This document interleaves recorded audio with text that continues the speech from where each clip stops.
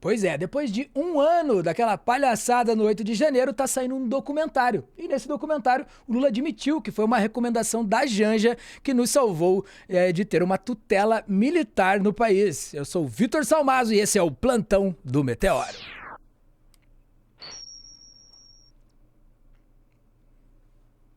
Sofia Laban, que ela salvou-nos. É verdade? Que tal essa mesóclise? Olha só, já pode virar vice-presidente como o Temer. Desculpa, comparação horrível. Peço mil desculpas por ter feito essa comparação, Salmazo.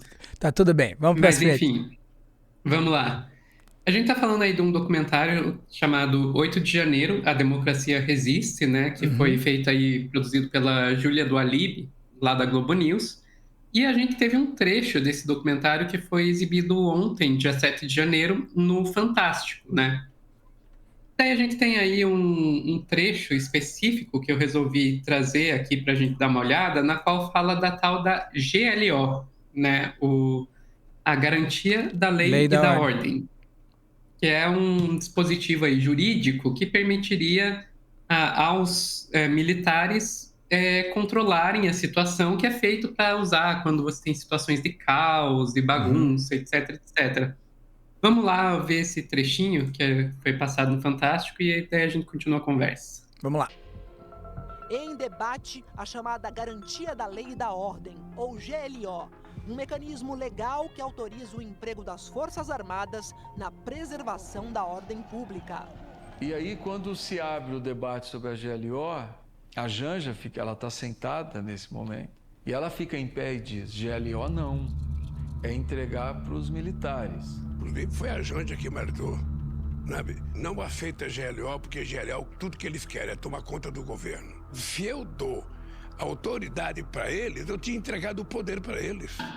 Vários réus disseram que tiveram palestras no quartel, não só aqui, mas dos quartéis que vieram de outros estados, para que invadissem os prédios públicos, né, o Supremo Tribunal Federal, o Palácio do Planalto e o Congresso Nacional, invadissem e ficassem até que fosse decretada uma GLO, para convencerem os militares, quando esses chegassem para tirar, a aderirem ao golpe. Então eu tomei a decisão de dizer para o Flavirino, vamos fazer o que tiver que fazer, não tem GLO. E aí ele disse, então vamos fazer a intervenção. Inicialmente a intervenção no GDF. Depois o presidente da República me liga novamente, decorridos talvez 15 minutos, e diz, a intervenção pode ser só na Secretaria de Segurança Pública? Eu disse sim, pode ser total ou parcial, pode afastar o governador ou não, falando do ponto de vista constitucional. Ele disse, então eu quero a intervenção só na segurança. Então a gente tem aí, então, mostrando que o GLO fazia parte aí do plano do pessoal aí que estava envolvido no 8 de janeiro, né, a ponto de terem palestras, os invasores terem palestras sobre isso, e que a gente teve aí que quase rolou. Pô.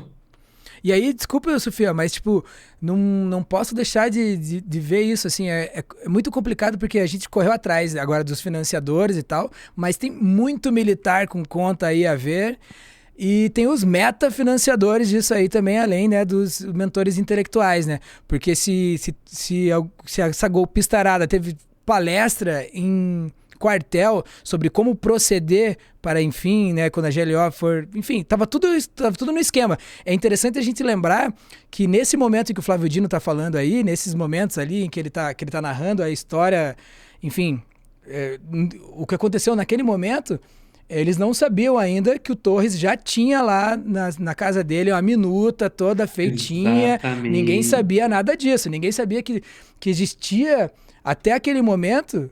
não era um blefe, não. Até aquele momento ali, a operação estava acontecendo. O que aconteceu foi que eles não foram competentes o suficiente. Mas essa é uma discussão para mais para frente. Mas, de qualquer maneira, deixa essa ressalva aqui. Já existia essa minuta lá com o Anderson Torres na casa dele, já existia uma outra minuta que foi levada pelo Felipe G. Martins para o Bolsonaro e que chegou a ser discutida em uma reunião com os comandantes das Forças Armadas e que o almirante Garnier, comandante da Marinha, topou. Então, e que o Freire Gomes, comandante do Exército, só não topou porque acreditava que não teria condições de manter o regime depois. Ele mesmo falou de 20 dias de glória e 20 anos de agonia. Então, assim, os militares... E tem a questão que você mesmo trouxe outro dia aqui dos Kids pretos, que também participaram de tudo isso. Então, os militares estavam até o pescoço envolvidos nesse plano aí. Mas, enfim, vamos voltar para a GLO. Essa informação de que a Janja teria impedido aí, né, teria avisado o Lula que não deveria aceitar a GLO, não é uma informação nova, né? É a primeira vez que a gente está vendo o Lula falar sobre isso. Mas é uma informação que no dia 19 de janeiro do ano passado, o Guilherme Amado já tinha falado sobre isso, já tinha revelado essa informação. E eu vou trazer de volta essa reportagem do Guilherme Amado, lá de 19 de janeiro de 2023, porque ele traz uma outra informação que ali no documentário do Fantástico não foi discutida. Vamos lá. Quem é que propôs a GLO? Isso foi num telefonema do Lula com José Múcio, ministro da Defesa, quando o Lula ainda... Lula e o José Múcio, ministro da Defesa, olha só. Estava lá em Araraquara, no interior de São Paulo. Ele, no dia 8, ele cumpriu uma agenda lá para visitar as regiões que foram atingidas, já haviam sido atingidas por fortes chuvas na cidade. E ele recebeu um telefonema do José Múcio para o ministro da Defesa relatar ao Lula o que tinha acontecido em Brasília, né? E ele estava ao lado da Janja, e a Janja ouviu a sugestão do ministro da Defesa quando o José Múcio sugeriu ao Lula que ele baixasse um decreto de garantia da lei da ordem, a GLO. E quando a Janja ouviu isso, ela imediatamente começou a gritar: GLO não, GLO é golpe, é golpe. O próprio Lula falou sobre isso nessa mesma entrevista para a Globo News ontem, e ele disse que se isso tivesse acontecido, ele teria virado uma rainha na Inglaterra. A gente acabou de ver isso, né? Muitas das mesmas informações que a gente viu agora novas aí com esse documentário do Fantástico, mas eu fiz questão de trazer isso aqui para lembrar. Quem propôs a GLO foi o Múcio. Sim, e na entrevista dele, ele falou, não fui eu. Falaram GLO. E aí havia, o que ele falou? Uma névoa. Cara, é muito interessante esse corte, vamos ver ele. Na verdade, esse corte eu acho que eu não estou com ele aqui, mas a gente trouxe, o Salmazo está se referindo a um corte que a gente viu semana passada, da entrevista que o Múcio deu recente agora ao Globo, na qual ele fala, né, que não fui eu, mas poderia ter sido, é mais ou menos isso que ele diz. Falaram aqui, mas parece que havia uma névoa de desconfiança. E a névoa de desconfiança, no caso, era a Janja, né? Mas eu acho interessante que aquela foi a fala mais recente do Múcio sobre a GLO, né, que aconteceu numa entrevista semana passada, no dia 5 de janeiro. Mas o Múcio, ele já estava falando de GLO 2023 inteiro. 2023 inteiro ele ficava com essa história da GLO. E numa dessas ocasiões, em agosto de 2023, isso não passou despercebido pela imprensa, e o Reinaldo Azevedo comentou sobre essa insistência do Múcio com a GLO. É de agosto do ano passado, mas eu acho que vale a pena a gente rever esse comentário aqui do Reinaldo Azevedo. Vamos nessa. É que existe uma diferença entre o exercício do poder, que seria então os militares não respeitarem as urnas e o golpe, portanto, e nisso eu realmente nunca acreditei, e a tutela. O que se tentou ali foi a tutela. Havia até um outro risco. E por isso que o Lula fez muito, muito, muito bem não ter convocado a GLO. Olha aqui, militares do Exército, eles não são preparados exatamente para fazer segurança pública, e quando fazem não costuma dar certo. Rio de Janeiro que eu diga. Rio de Janeiro que eu diga. E é raro que não aconteça morte.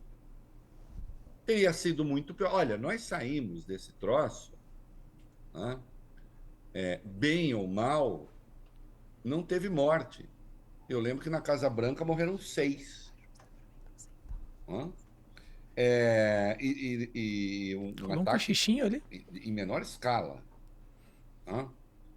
Então, se você faz uma operação da lei e da ordem, o risco de você, inclusive, se a operação realmente acontecesse, porque aí, quando você dá a ordem, desocupa e tira e acabou, aí o pau come mesmo, né?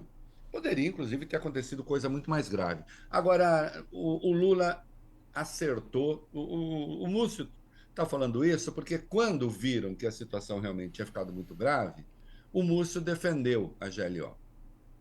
E o Lula foi contra, né? Sabe-se disso.